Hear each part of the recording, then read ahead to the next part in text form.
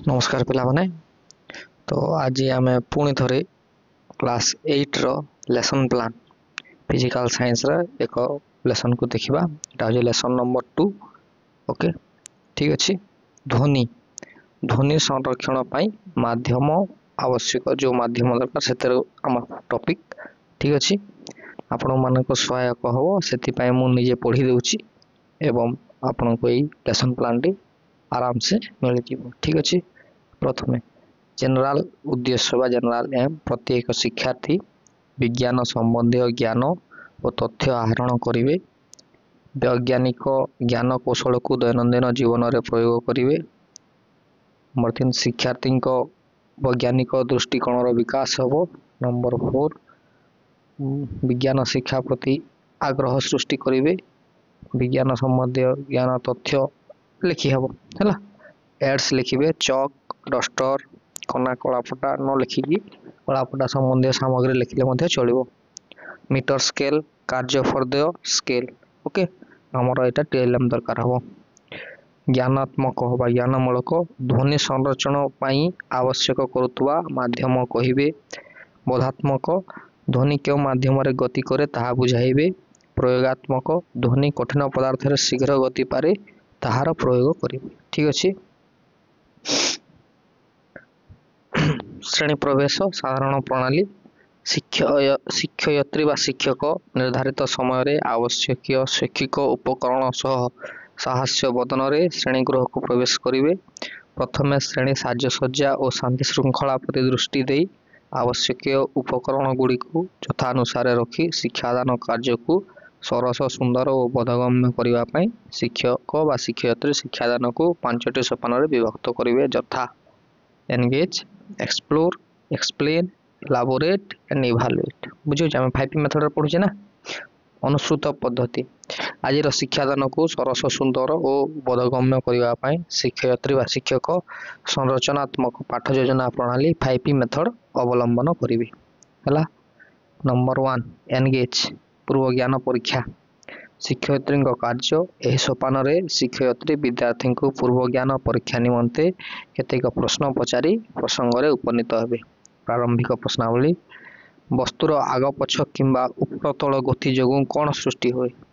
कंपन वस्तुरे कंपन हवा जो कौन सृष्टि हुए। ध्वनि ध्वनि ताहार संचरण पाई कौन आवश्यक करे। आपण एनगेज रे सब चेष्टा करेंगे जे पूर्व ज्ञान परीक्षार लास्ट क्वेश्चन टी जमी पे दे न पारे डिफिकल्ट से आम प्रसंग को आग को बढ़ी ना।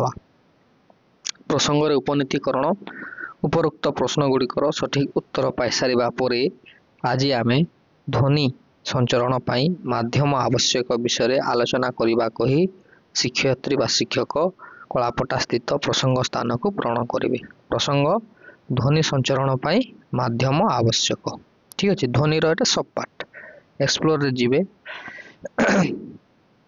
एक्सप्लोर उद्देश्य ज्ञापन प्रथम हम दल गठन वर्तमान शिक्षक व शिक्षयत्री शिक्षण प्रक्रिया को त्वरान्वित करने 7-8 जन शिक्षार्थी को नहीं गोटाए लेखाएं दल गठन करेंगे एवं सही दल गुड़िकर नामकरण कर प्रति दलर गोटे लेखाएं दलपति चयन करेंगे और से यू आकार में बसवा कहे। बुझेगा शिक्षयत्री और शिक्षक ठीक अच्छे। शिक्षयत्री कार्य यही पर्यायर शिक्षयत्री व शिक्षक शिक्षार्थी मानक किसी परीक्षण अनुध्यान करने को कहे। गोटे मीटर स्केल किंबा खंडे लौह दंड नहीं गोटे प्रांत जड़े कान और अन्य प्रांत जड़े हाथ रखिए एवं से पात्र को धीरे करी आघात करेंगे एवं ताकू लक्ष्य करी निम्नोक्त प्रश्नर उत्तर देवे। कार्यफर्द देदेवे आपण लिखिए अन्य प्रांत रे ध्वनि शुणा जाउछि कि तुम चारि पाखरे थिबा अन्य सांग माने के ध्वनि को शुणी पारुछन्ति कि एठारे ध्वनि रो क्यों माध्यम देई गति करछि। शिक्षण कार्य 2 एही पर्यायर शिक्षयत्री शिक्षार्थी मानक किछि परीक्षण अनुध्यान करने को कहिबे। गोटे टेबुल रो प्रांत रे जणे कान रखिबे और अन्य पार्श्व आउ जणे धीरे धीरे आघात करिवे एवं एहा को लक्ष्य करी निम्नोक्त प्रश्नर उत्तर देबे। स्टूडेंट एक्टिविटी ओके जाके आपण कराइबे क्लास रे। कार्यफर्द 2 यही आघात जनित ध्वनि तुम्हें शुणी पारुछ कि नहीं। वायु अपेक्षा काठ मध्य ଦେଇ ଏହି ଧ୍ୱନି ଅଧିକ ସ୍ପଷ୍ଟ ଭାବରେ ଶୁଣି ହେଉଛି କି ନାହିଁ, ଏଠାରେ ହେଉଥିବା ଧ୍ୱନି ଅନ୍ୟମାନେ ଶୁଣି ପାରୁଛନ୍ତି କି, ଏଟା ପିଲାମାନେ ଆସିକି କଳାପଟାରେ ଲେଖିବେ ହେଲା। ଏକ୍ସପ୍ଲେନ୍। ନୂତନ ଜ୍ଞାନର ପ୍ରଧାନ ଶିକ୍ଷୟିତ୍ରୀଙ୍କ ଆଲୋଚନା। ଧ୍ୱନି ସଂରକ୍ଷଣ ବା ଗତି କରିବାକୁ ଏକ ମାଧ୍ୟମ ଆବଶ୍ୟକ। ଧ୍ୱନି କଠିନ, ତରଳ ଓ ବାୟୁ ମାଧ୍ୟମରେ ଗତି କରିପାରେ। ଏକ୍ସପ୍ଲେନ୍ ଷ୍ଟେଜରେ ଓକେ, ଆପଣ ବିବି ବାକ୍ସରେ ଲେଖିଦେବେ। ଧ୍ୱନି ଯେଉଁ ପଦାର୍ଥ ବା ବସ୍ତୁ ଦେଇ ସଞ୍ଚାଳିତ ହୁଏ ତାହାକୁ ମାଧ୍ୟମ କୁହାଯାଏ। ଧ୍ୱନି କଠିନରେ ଗତି କରିପାରେ, ଧ୍ୱନି ତରଳରେ ବି ଗତି କରିପାରେ। ଠିକ୍ ଅଛି। Number 4 elaborate. ନୂତନ ତଥ୍ୟ ପ୍ରଦାନ। ଶିକ୍ଷୟିତ୍ରୀଙ୍କ ଆଲୋଚନା ବା ଶିକ୍ଷକଙ୍କ ଆଲୋଚନା। ଶିକ୍ଷୟିତ୍ରୀ ଏହି ସୋପାନରେ ବିସ୍ତୃତ ଭାବରେ ବୁଝାଇବେ। ଶିକ୍ଷାର୍ଥୀମାନେ ଅଧିକ ଜ୍ଞାନ ଓ ବୋଧର ପ୍ରୟୋଗ କରିବେ। ଧ୍ୱନି ଗତି କରିବାକୁ ଏକ ମାଧ୍ୟମ ଆବଶ୍ୟକ। ଏହା ଶୂନ୍ୟରେ ଗତି କରିପାରେ ନାହିଁ। ଧ୍ୱନି ତରଳ ପଦାର୍ଥରେ ଗତି କରିପାରେ। ଧ୍ୱନି କାଠ ଓ ଧାତବ ପଦାର୍ଥରେ ଗତି କରିପାରେ, ଅର୍ଥାତ୍ ଧ୍ୱନି ସମସ୍ତ କଠିନ ପଦାର୍ଥ ମଧ୍ୟରେ ଗତି କରିପାରେ। ଧ୍ୱନି ସୂତା ବା ତାରରେ ଗତି କରିପାରେ।